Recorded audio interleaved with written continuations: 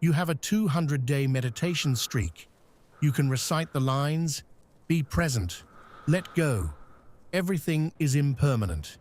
You've saved the quotes, you've done the breathing, and then someone cuts you off in traffic, or your partner says the wrong thing, or your phone lights up with bad news, and the calm is gone in about 3 seconds. If you're honest, the kind of honest you only manage late at night, you are not much calmer than you were 3 years ago, so you assume you're doing it wrong, or that it just doesn't work. 25 centuries ago, near the city of Varanasi, in the deer park at Isipatana, a man sat down with 5 companions who had given up on him and explained the reason it isn't working. And it has almost nothing to do with you doing it wrong. What he laid out that afternoon was not merely a belief to hold or a feeling to chase. It was a path to walk, a single training with 8 working parts meant to be practiced in order for the rest of a life. It became one of the most famous lists in the history of religion, and almost everyone who can name it has misunderstood what it is. It isn't really 8 things to believe, it's 8 things to do. So that's what we'll do. Walk the whole path, part by part, in the order you'd actually train it, and put back together the thing that got flattened into a poster. Here's how the path gets lost. We meet Buddhism the way we meet everything now, as an aesthetic, a calm voice in an app, a quote over a sunrise, a small brass statue on a shelf. We collect the mood of it and skip the work of it, and then we call the leftover feeling Buddhism.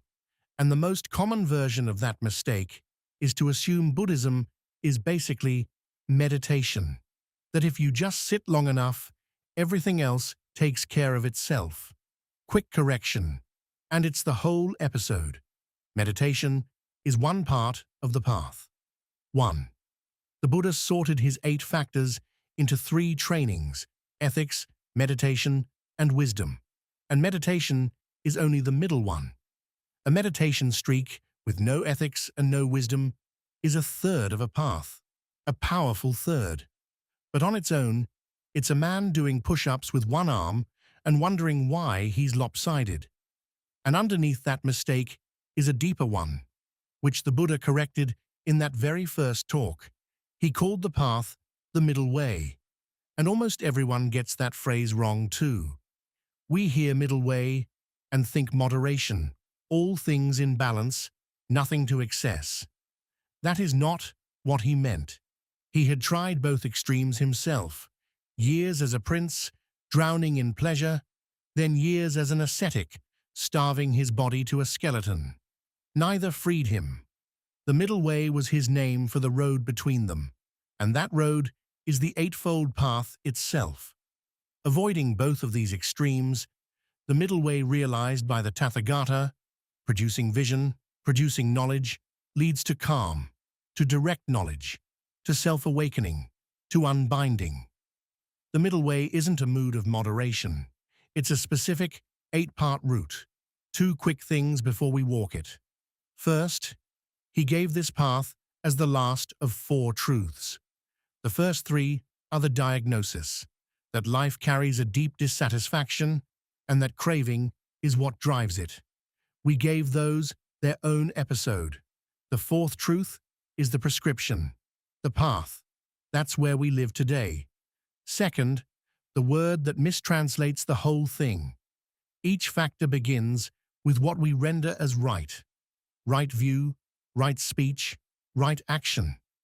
But the original word isn't moral the way right and wrong is moral. It's closer to right as in the right key for a lock, fitting, skillful, well-aimed.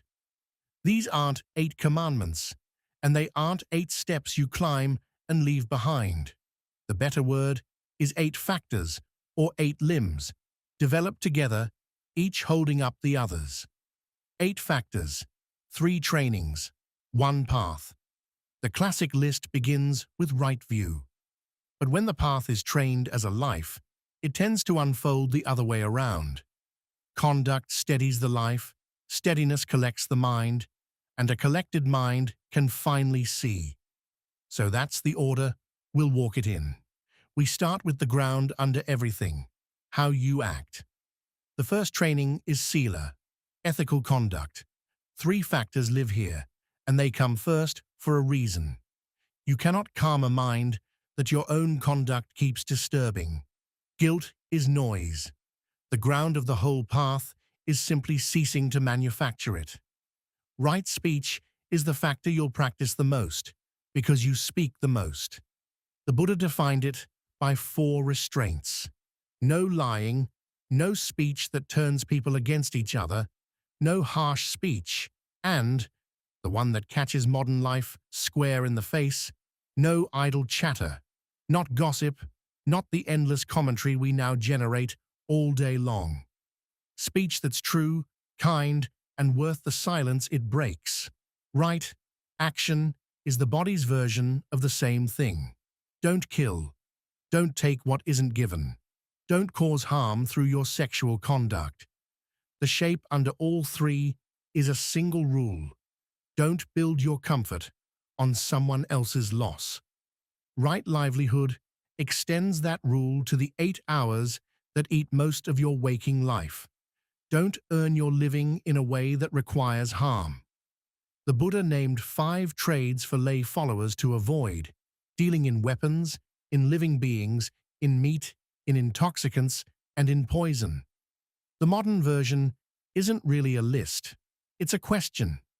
Does the way I make my money require someone else to be deceived, trapped, addicted, or hurt? For the Buddha, ethics wasn't a separate moral department.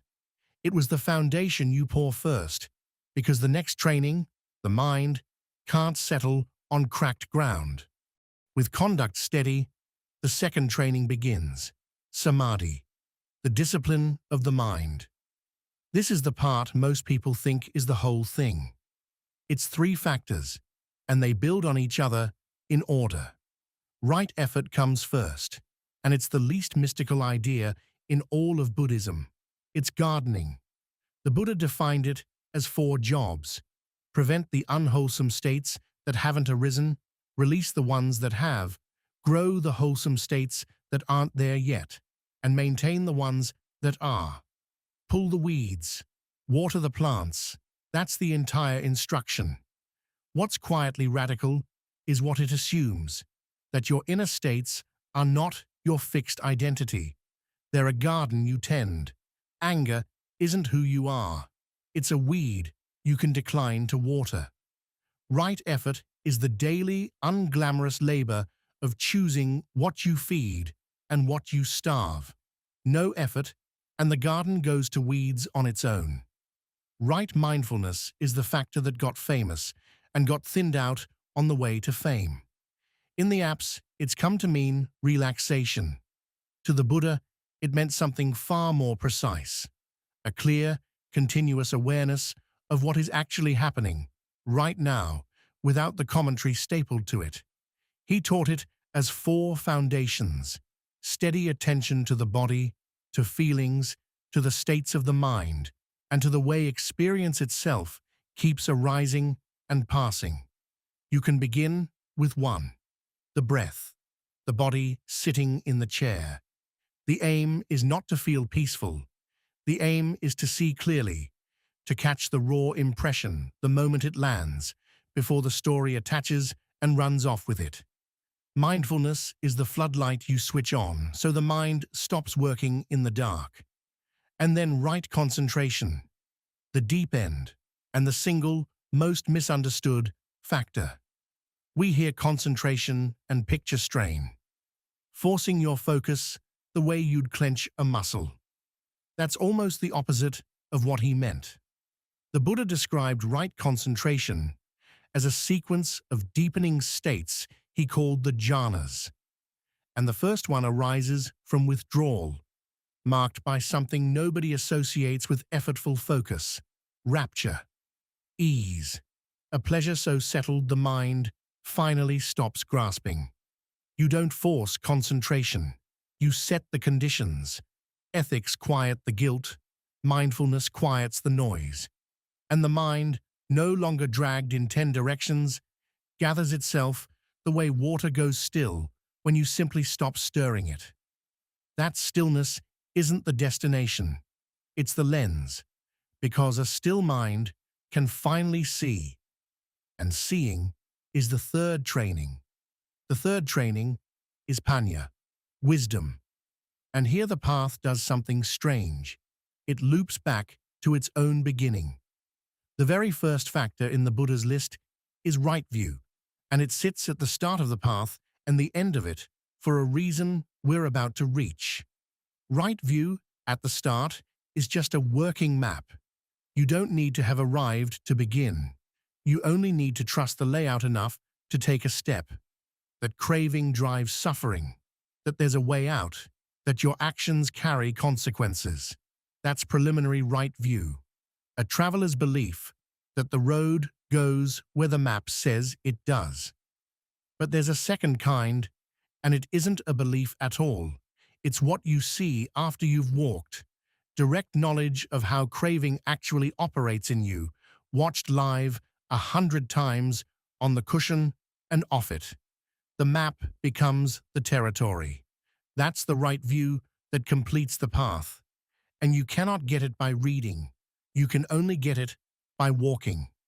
Which leaves one factor, the bridge where the path turns from seeing into living. Right resolve, sometimes translated right intention. Once you start to see clearly, your aims begin to shift on their own. The Buddha named 3 directions: a turn toward renunciation, loosening the grip of craving, a turn toward goodwill, away from ill will, and a turn toward harmlessness, away from cruelty. Notice these aren't actions yet. They're the direction the heart is facing before any action.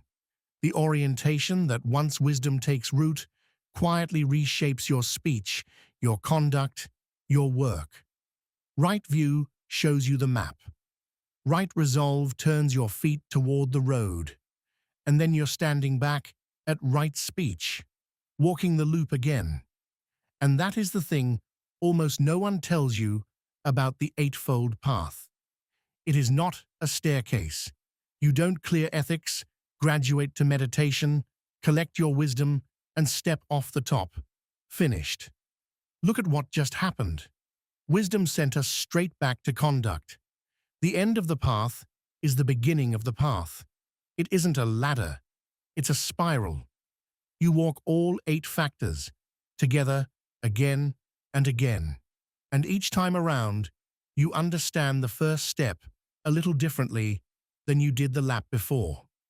The right speech of a beginner and the right speech of someone who has watched their own craving for a decade are the same words and a completely different universe. Which is why the gap you started with, the streak, the saved quotes, the stubborn lack of calm, was never proof that you failed. For anyone still walking, the path isn't a thing you finish. It's a thing you keep walking. And even after the Buddha's own walking was complete, even after his awakening, he spent 45 years doing the same simple thing, living the path and pointing other people toward it. He never left anyone a trophy of belief. He left them a way to live. And we know what he said at the very end. He was an old man, lying between 2 trees, his students gathered around him and grieving. By tradition, the last thing he said to them was not a final secret, not a doctrine to memorize. It was an instruction to keep walking. All fabrications are subject to decay. Bring about completion by being heedful. Everything passes, including me, including this teacher you are about to lose. So don't lean on me. Don't lean on the words. Do the work. The path was never the Buddha's possession. There's a line in the Dhammapada that says it without flinching. You yourselves must strive. The Buddhas only point the way. He pointed. The walking was always going to be yours. So here's the one thing to take, if you take one. Don't try to install all 8 factors tonight. That's the staircase illusion all over again. Pick one factor for one day. The easiest place to start is right speech, because you'll get a dozen chances before noon. For the next 24 hours, run one filter before you speak, or post, or send. Is it true? Is it kind? And is it worth saying? Most idle, divisive, or sharp speech fails at least one of those. You'll be startled how often you are about to speak on pure autopilot. Don't punish it. Just notice and choose. That's not a belief you're adopting. It's a factor you're training. One lap of one part of the path. And the part of Buddhism that actually changes you was never the part you believed. It was always the part you practiced. The Buddha built a path out of 8 disciplines and a lifetime of walking them. The Stoics, half a world away, built a daily routine out of theirs. 2 traditions, the same insistence. Understanding is not transformation, and only the practice closes the gap. Next, we meet the tradition that turns all of this on its head. The one that says, the harder you push toward the path, the more you miss it. Taoism, Zhuangzi, the art of getting out of your own way. If walking this path puts something back in order for you, subscribe and stay for it. And if you know someone with a long meditation streak and a quiet suspicion it isn't working, send them this. Gently. It's a right speech kind of favor.